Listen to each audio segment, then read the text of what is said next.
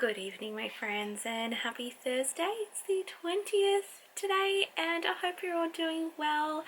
Today we're having a big chat all about Hexies. So Hexi flowers just like this. If you saw the end of yesterday's vlog, then you'll know that I have dedicated today to answer all of the different little questions you guys have been asking me about how I make my delicious Hexi flowers, all of the little specifications and things that I use. I'm going to answer all of those questions and then show you a bit of a demonstration on how to kind of like make things like this. It's going to be quite brief-ish. It's not going to be a full tutorial because I've done it before and I've done it in a better way that's a lot easier for you to watch and understand. So this is just a really, I don't know, maybe like a really basic crash course, or maybe even just like refreshing skills, or just being nosy and just seeing how I make my Hexies. And that's okay because everybody makes Hexies all different ways, so this is just how I do it. So I thought I'd kind of go through my kind of setup and how I organize my Hexies. I mainly have a tin full of basted Hexies, and then I have a little pouch full of all of my little tools. So in here we have some clover snips. I have a little pin cushion, so this is for when I'm just about to baste my Hexies. I have a whole pile of Hexies that need to be basted. I have pins in them, so when I've finished basting that, I put my pins in here, and so these are the pins that I use to baste my Hexies. It makes sense to me, so hopefully you follow along. I have some really cheap basic black thread and a needle. This I use for basting my Hexies. This is just a really cheap polyester thread, and I use a really cheap thread because I will be ripping these stitches away. They're not permanent. It's just to baste the fabric onto the Hexi templates while I sew them together and then press them and take the paper out. And the reason why I use black is because you can usually see black on most fabrics, and it's good to be able to see all of the stitches around the Hexi for when you then take all the stitches out, you don't miss any. So just in my practice I found that black works best. Then I have this thread. This is the thread that I use to actually whip stitch all of the Hexies together, and I just use a Gunaman polyester thread. The color that I use is 111, so it's not quite white, it's not quite cream, it's kind of one of those sort of threads that kind of blends with everything, but at the same time, if you look right up nice and close, this one's possibly a good example. The camera is just picking it up. You can just see the stitches between the two Hexies, and I like that. Some people don't. Some people want it to be like totally invisible, but I like that you can look up nice and close and see all of my lovely handiwork, because those are stitches that have taken a long time to perfect and a long time to stitch, so I want to be able to see them. And this is what it looks like on the back. You can just see those nice lovely stitches. You won't see the stitches on the back, but you will see these ones on the front. Me using this particular thread, it's just personal choice. Like I said, people will use whatever color thread that they want. Some people use cotton thread. I have done cotton thread before, and I particularly like using polyester thread because it's nice and strong. And the two needles that I use are just embroidery needles, size number 7. I like number 7 needles because they have quite a largish sort of eye. They're nice and long, and they're really sharp as well, and they're just really easy to sort of like handle. And then the last thing in here are the templates that I use. So these are the paper templates I use. They are the 1.5 inch size by So Easy. Now I'm going to be honest, I really don't know whether these are available everywhere. I buy mine from Spotlight, and it comes in a pack of 100, and they kind of last forever, but at the same time it really just depends on how many Hexies you're using. But yeah, a packet usually lasts me a good 6 months. Just realized on the back it actually has really great instructions on how to baste and then also whip stitch Hexies together to create a flower, so that's really handy. I highly recommend these ones because they are not too sort of like hard or solid, but they're not too soft either. They're a really great sort of weight and thickness to be able to really do anything with, and then they're really easy to take out and discard once you're finished with them. So that's everything in my little pouch here. I'm just going to pop everything back so it's all together. And then in my lovely little tin I have all of my basted Hexies. That's all I have at the moment. It's actually kind of like empty. It's usually quite full, but because I've been making so many lately, I have to restock.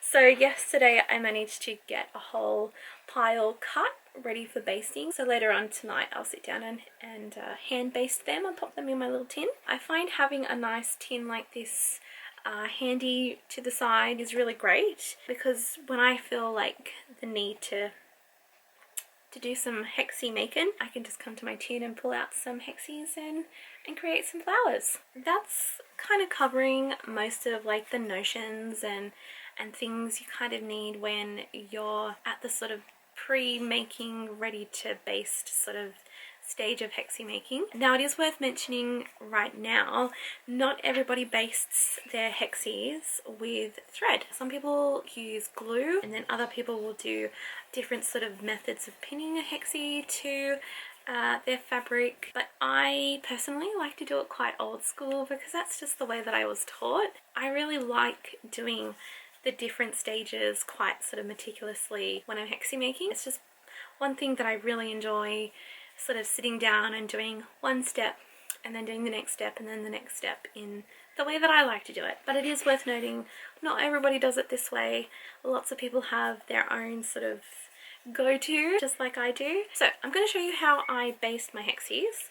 First of all, I get a piece of fabric that's big enough to cover the Hexie template, at least 1/4 inch all the way around it, and then I actually cut it so that it's a nice neat sort of 1/4 inch edge around the actual template, and I pop a pin in the middle to secure it. So next I get just a nice long piece of thread from my black thread, just the good old cheap crappy stuff. I then do a double knot at the end of the thread, just so the thread's not gonna pop out. Right, I'm gonna have to turn you around now so you can see what I'm doing. So here is our Hexie. How I start is I go to the right hand side of the pin, so we'll start on this edge. I just fold it over just so it's nice and neat along that edge. Then with our needle, just goes in through the back. We pull it through and we should have our knot there at the back. So move on to the first corner, and what we do is we just fold that over to create a little fold like that. Insert the needle into all of those folds and pull it through, and then automatically this edge will fold over and we just insert the needle through the back, pull it through. That's what it's looking like on the other side at the moment, and then from there we turn it around and we do exactly the same thing with the next corner. We just fold it over. As I'm folding it over, I'm not folding it over too hard so that the paper bends or anything like that. Just keep it taut enough so that it's nice and neat. Pull the thread through, and then we bring the needle through the back again, up through to the top. This is what we're looking like on the other side. Move on to the next corner by doing exactly the same thing, just folding it over, keeping it nice and taut and neat. Put your needle through all those layers, then through the back once more. Turning to the next corner, folding it over, popping the needle through, pulling the thread through, and then through the back once again. That's what we're looking like on the front side.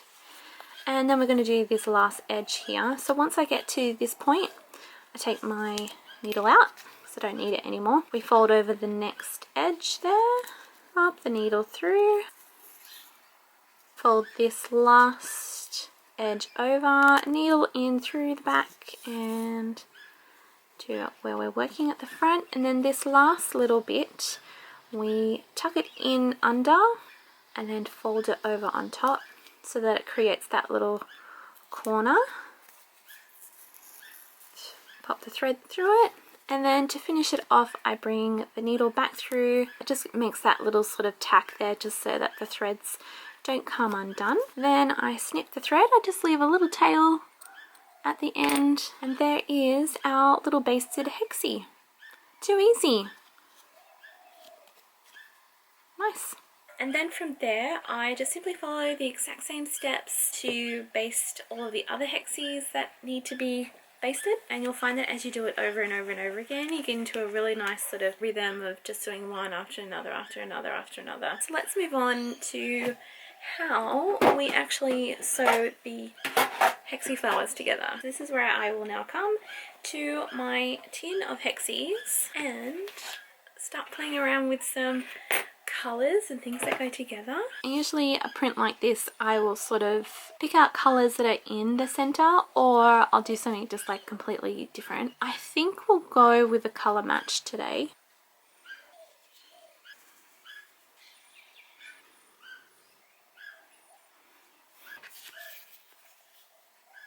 I think I kind of like that. I am sort of running out of different colours and prints at the moment, which is why I have a whole pile here to do, but I think that's okay. I'm pretty happy with that. So I've just picked out some of the pinks in here, the blues, and then sort of these ones kind of tie in with the ones that I already have. So yeah, I like that.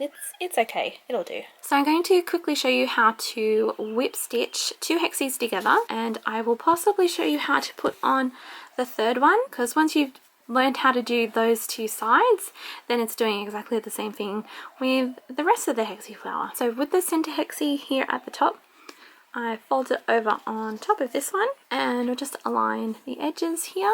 Then with a length of thread that's double knotted, I insert it under and then bring it up right into the corner of this hexie here, and we just bring the thread through, and now we just whip stitch across the folded edge. So we want to catch the corner of the hexie there at the back, and then we're just going to catch the folded edge of the other hexie, bring the thread through, and then do exactly the same thing again.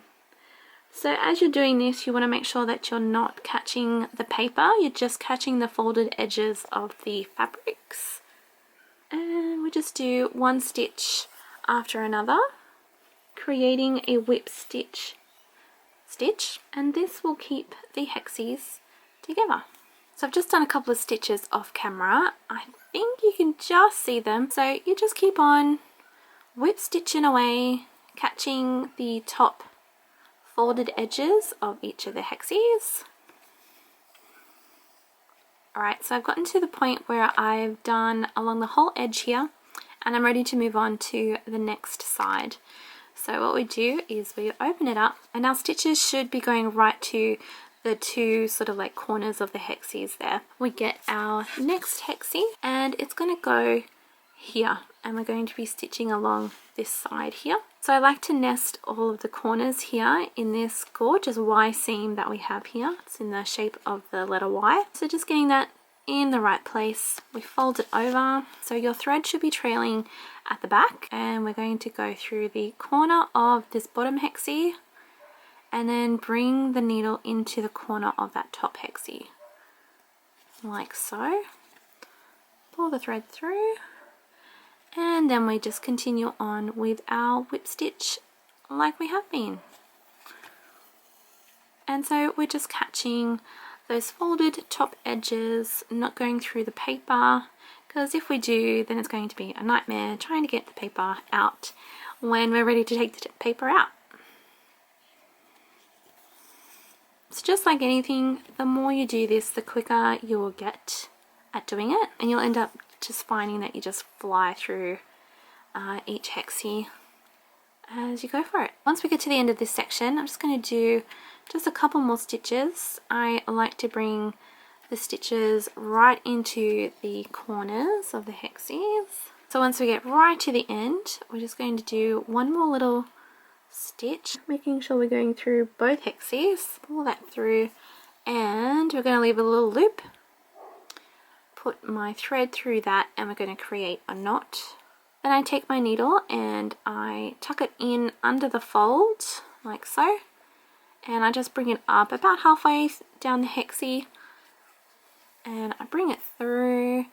That will tuck the knot in under the little folded edge there, and it will just make a little tail for the thread just to sort of nestle in there. Then I get my snips and I just cut that off, and then if I open it up, that is our very first 3 hexies sewn together. So from here we're just going to do exactly the same that we did down this side and this side, down this side and this side, and it just continues on. So the way that I do that is I will fold this over. You can fold the paper, then I'll tie my piece of thread and then bring it up behind into the corner here like we did at the start, and then we start whip stitching again. Open it up and then we put the next hexie here, fold it over and then sew down that edge. So that is how I whip stitch my hexies together. And then before you know it, hey presto, you've got a finished hexie. So I'm now going to show you really quickly how I will then baste this onto a piece of fabric so that it's then ready to applicate either by hand or with the sewing machine. So the way that I applicate a hexie flower onto some fabric to create a block is first by giving the hexie flower a good press. I usually do this with just a hot steamy iron. I will usually give it a bit of a spray with some starch just to make sure all of the seams and folds and corners all stay in the right place. And then after doing that, I just grab my clover seam ripper and I will begin taking out all of the basting stitches. And then once all of these stitches have been taken out, then I gently remove all of the paper templates, and I do usually discard them because they've got holes all in them. They've all been sprayed up with the basting spray and they're just not really good for another use. I know that it is a little bit wasteful, but you know, it is what it is, I guess. So once the paper has been removed, I'll just give it another quick little press just to make sure all of the corners and the edges are all sitting nice and flat and everything is just back to the way it was. Next, I will grab my piece of fabric. This is a 10.5-inch square of just white on white print fabric. After giving it a bit of a press, I will then fold it in half and then half again. This just creates a nice even seam through the center of the block so that I can then center the hexie in the center. But before I do that, I will pop some glue onto the back of the hexie flower using my Sew Line fabric glue pen. I love using this stuff in lieu of Vlisifix or Heat and Bond. It's just so much quicker and it still allows the block just to have a little bit of flexibility to it. So once I pop some glue along all of the edges and the corners, I will then center the hexie in the center of the 10.5-inch square, and then I'll give it another press just to reactivate the glue once more so that it will stick to the fabric, and then just go around and check all of the corners of the hexie flower just to make sure they're all stuck down, and if they're not, I'll just pop a little bit more glue underneath them. And then once all that's done, we are left with a lovely hexie flower basted onto our fabric. And it's at this point where we can decide either to applicate on either by hand using like a buttonhole stitch, or we can stitch it on using the sewing machine. If you're going to use the sewing machine, you can use any stitch you want. I've previously done, again, a buttonhole stitch using the sewing machine. I've also done a triple straight stitch, which is really quite nice. I did that on my last quilt. But I think this time I'm just going to do just a basic straight stitch with my machine, because it just means that I don't have to now change up machines, because the machine that I use all the time is just a straight stitch machine. So we'll quickly do that so then we can see the final block in its finished state.